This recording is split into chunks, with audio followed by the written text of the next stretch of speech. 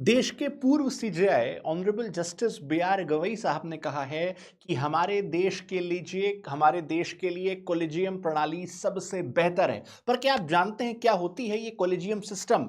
जब भी हम हायर जुडिशरी यानी कि हाई कोर्ट और सुप्रीम कोर्ट में जजेस के अपॉइंटमेंट की बात करते हैं, तो दरअसल उनकी नियुक्ति कॉलेजियम सिस्टम के थ्रू होती है। और कॉलेजियम सिस्टम पहली बार हमारे देश में इवॉल्व होता है तीन केस लॉज से, जिसे कहा जाता है फर्स्ट जजेस केस, सेकंड जजेस केस और थर्ड जजेस केस।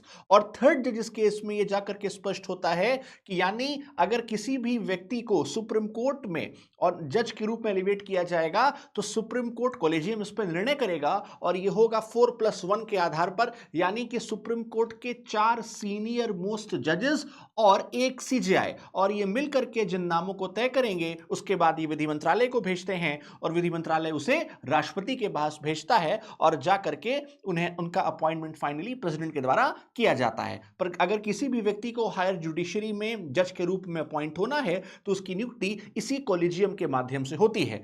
कई बार इस पर सवाल भी उठते हैं कि कॉलेजियम सिस्टम में नेपोटिज्म है, भाई भतीजावाद है, भ्रष्टाचार है। पर इन तमाम चीजों को नकारते हुए honourable justice B R Gavai ने कहा कि कॉलेजियम सिस्टम हमारे देश के लिए सबसे उपयुक्त है। तो क्या है आपकी आपकी राय? हमें कमेंट बॉक्स में बताएं। ऐसी तमाम अपडेट्स के लिए फॉलो करते रहें वैद आईसीएस लॉ।